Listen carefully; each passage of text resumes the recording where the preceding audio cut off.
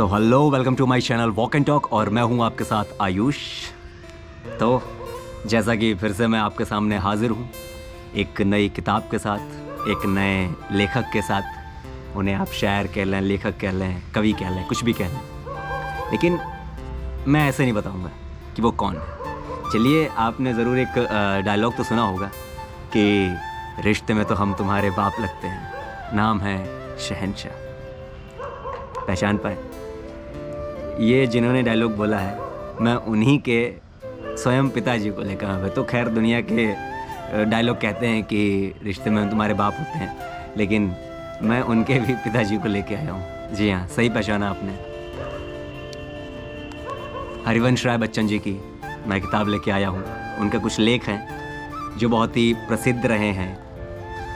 सबसे प्रसिद्ध तो आप जानते होंगे उनकी किताब मधुशाला। अमिताभ बच्चन भी कई सारे प्रोग्राम्स में, कार्यक्रम्स में कहीं ना कहीं उनके कुछ पंक्तियाँ पढ़ते रहते हैं, लोगों को बताते रहते हैं। हरिवंश राय बच्चन बहुत एक कहते हैं ना, बहुत बड़ी शख्सियत रहे भारत में, भारत के पूरे विश्व में रहे। और कहते हैं ना कि जब आपको एक ऐसे इंसान, जब आप खुद एक ऐसे इंसान होते हैं ना, तो आपके आसपास का जो माहौल होता है ना, वो भी बहुत बड़ा एक बहुत बड़ा हो जाता है, जिसका बहुत बड़ा जीता जागता उदाहरण है अमिताभ बच्चन स्वयं, जो उनके पुत्र हैं। आखिर हरिवंश राय बच्चन की शख्सियत कितनी कमाल रही होगी, वो खुद कितने कमाल रहे होंगे, इस बात का अंदाज़ा अब अमिताभ बच्चन को देख के लगा सकते हैं। जो लोग उनसे मिले हुए हैं हरिवंश राय बच्चन जी से, वो तो खैर हमें नहीं लगता बहुत कम ही लोग होंगे अब आज के टाइम में तो, लेकिन जो भी लोग मिले होंगे वो जानते होंगे वो कितने कमाल के शख्स रहे हैं। अगर नहीं भी जानते हो तो अमिताभ बच्चन से मिलिए, क्योंकि मुझे तो खैर अभी ऐसा सौभाग्य नहीं प्राप्त हुआ है, लेकिन शायद कभी मिले। तो आप देखते होंगे अमिताभ बच्चन खुद कैसे हैं, तो इससे अंदाज़ा लगाइए कि उनके पिताजी किस तरह के व्यक्तित्व रहा होगा उनका। वो मेरे पर्सनल फेवरेट भी हैं हरिवंश राय बच्चन जी। मैं थोड़ा बता देता हूँ कि 27 नवंबर 1907 को हरिवंश राय बच्चन जी का जन्म हुआ था और 18 जनवरी 2003 को उनका निधन हुआ। और सबसे ज़्यादा उनकी जो प्रकाशित कृतियाँ रही हैं, उसमें मधुशाला सबसे ऊपर नाम आता है, मधुबाला आता है, मधुकलश आता है, निशा निमंत्रण आता है। निशा निमंत्रण का मैं एक आपको ज़रूर सुनाऊंगा कुछ पंक्तियाँ, और भी ऐसी बहुत सी हैं इसमें।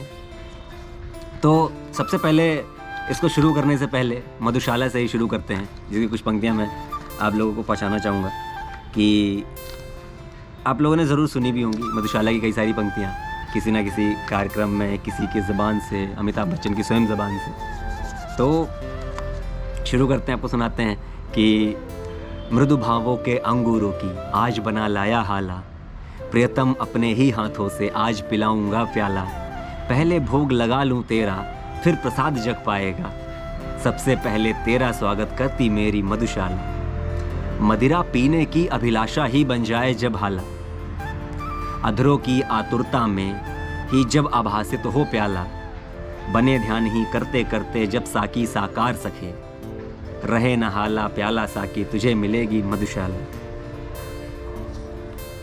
इसमें एक और है कि मुसलमान और हिंदू हैं दो एक मगर उनका प्याला, एक मगर उनका मदिरालय एक मगर उनकी हाला, दोनों रहते एक न जब तक मस्जिद मंदिर में जाते, बैर बढ़ाते मस्जिद मंदिर मेल कराती मधुशाला।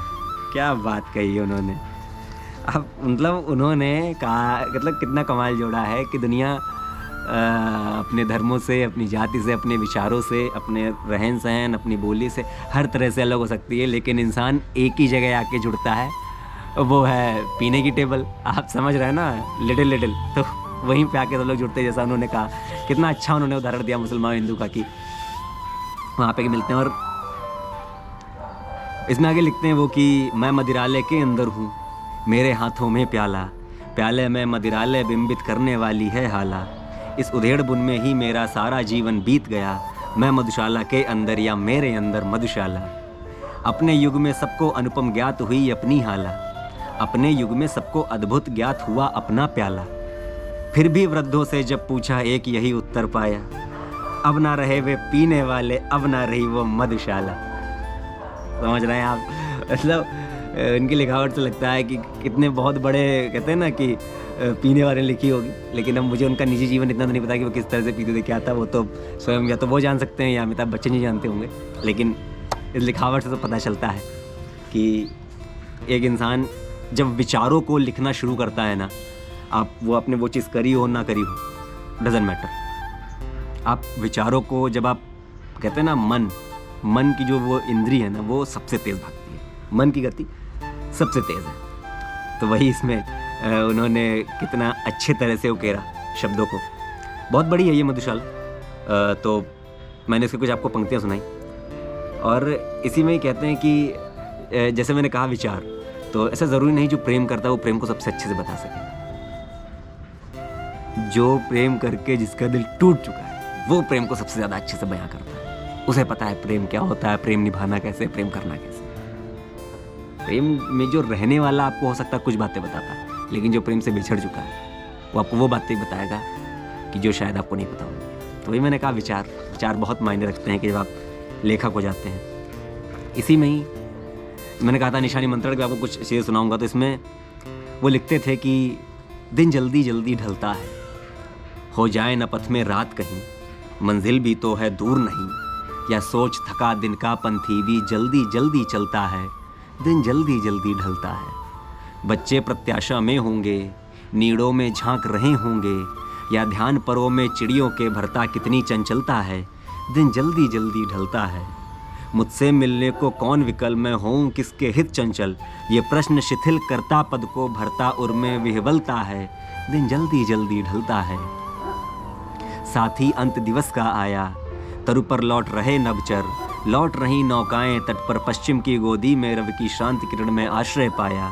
साथी अंत दिवस का आया, रवि रजनी का आलिंगन है, संध्या स्नेह मिलन का क्षण है, कांता प्रतीक्षा में गृहिणी ने देखो घर घर दीप जलाया, साथी अंत दिवस का आया। बहुत आप जब ये चीज़ें पढ़ेंगे ना तो पता चलेगा कितनी कमाल की चीज़। जैसे मैं दिखा रहा हूँ आपको, बहुत कुछ इसमें लिखा हुआ है, लेकिन क्योंकि अब मैं अगर पढ़ने पे आऊँगा, बताने पे आऊँगा तो वीडियो बहुत बड़ा हो जाएगा, हो सकता है आप लोग देखे भी ना, है ना। तो कोशिश करता हूँ कुछ ऐसी चीज़ें आपको सुनाऊँ, आप तक पहुँचाऊँ जो आपको बहुत अट्रैक्ट करे, आपको बहुत अच्छी लगे। और इसी में ही एक और उनकी कविता है बहुत प्यारी सी, जिसका उन्वान है, जिसका टाइटल है क्यों जीता हूँ। उसमें वो लिखते हैं, ये एक मतलब आप मैं पढ़ के सुनाता हूँ, खुद ही तय करिए। कहते हैं ना कि कोई पोयम होती है, कोई कविता होती है, कोई शायरी, कोई गज़ल, कोई नज़्म, कोई कथा, कुछ भी होता है। हर एक अपने विचार के हिसाब से उसका मायने तय करता है, ठीक है। मैं जैसे मान लिया किसी शायर ने कोई चीज़ लिखी होगी, वो अपने विचार से लिखी होगी, ज़रूरी नहीं जो आगे जो पढ़ रहे हैं लोग वो भी उन्हीं के विचारों से उस चीज़ को पढ़ें। हर एक इंसान अपने अनुभवों से जोड़ के चीज़ों को देखता है। तो कविताएं खुद के अनुभवों पर आधारित होती हैं। ज़रूरी नहीं होता कि वो चीज़ें क्या कहते हैं जो जिस तरह से लिखी गई हैं आप उसी तरह से यथारूप आप उन चीज़ों को देखें, ऐसा नहीं होता। हर चीज़ें अपने अनुभवों पर आधारित होती हैं। हो सकता है मैं जो चीज़ें पढ़ रहा हूँ मैं अपने अनुभवों से आपको बताऊँगा, आप जो चीज़ें सुन रहे हैं और आपको जो भी चीज़ें कानों में जा रही हैं आप उसको अपने अनुभव के हिसाब से उसको देखेंगे, निर्णय लेंगे। तो इसी में एक कविता है कि क्यों जीता हूँ। इसमें लिखते हैं वो कि आधे से ज़्यादा जीवन जी चुकने पर मैं सोच रहा हूँ क्यों जीता हूँ, लेकिन एक सवाल अहम इससे भी ज़्यादा, क्यों मैं ऐसा सोच रहा हूँ। संभवतः इसलिए कि जीवन कर्म नहीं है अब चिंतन है, काव्य नहीं है अब दर्शन है, जबकि परीक्षाएं देनी थी विजय प्राप्त करनी थी, अजया के मंथन पर सुंदरता की ओर ललकना और ढलकना स्वाभाविक था, जबकि शत्रु की चुनौतियां बढ़कर लेनी थी, जंग के संघर्षों में अपना पित्ता पानी दिखलाना था, जबकि हृदय के बाढ़ बवंडर और दिमाग के बड़वानल को शब्दबद्ध करना था, छंदों में गाना था। तब तो मैंने कभी न सोचा क्यों जीता हूँ, क्यों पागल सा जीवन का कटुमधु पीता हूँ। आज दब गया है बड़वानल और बवंडर शांत हो गया, बाढ़ हट गई उम्र कट गई सपने सो लगता बीता है। आज बड़ा रीता रीता है कल शायद इससे ज़्यादा हो, अब तक ये के तले उम्र ख़याम नहीं है जनगीता है। आधे से ज़्यादा जीवन जी चुकने पर मैं सोच रहा हूँ क्यों जीता हूँ, लेकिन एक सवाल अहम इससे भी ज़्यादा, क्यों मैं सोच रहा हूँ ऐसा। अब जब हो सकता है मैं बहुत कमाल नहीं पढ़ पाया हूँ क्योंकि मैं इतना अच्छा वक्ता शायद नहीं हूँ, तो आप जब ये सारी चीज़ें पढ़ेंगे ना तो आपको पता चलेगा कि किन ख्यालों में लिखे गए होंगे, किन विचारों में लिखे गए होंगे, और आप खुद के अनुभव से आप इनको कितना जोड़ के देखते हैं अपने निजी जीवन से। तो ये कुछ कृतियाँ थीं हरिवंश राय बच्चन जी की, जो मैंने कोशिश करी पढ़ने की। हो सकता है मैं गलत पढ़ा हो तो प्लीज़ कमेंट करके बताइएगा, अगर जो भी अच्छा लगा वो भी कमेंट करके बताइएगा। तो मिलते हैं ऐसे ही किसी अगली बढ़िया किसी वीडियो में, किसी अगले लेखक के साथ, किसी अगली बुक के साथ। सो बने रहिए मेरे साथ। Till then see you, bye bye, good bye. मिलते हैं अगले बढ़िया किसी वीडियो में। Till then bye.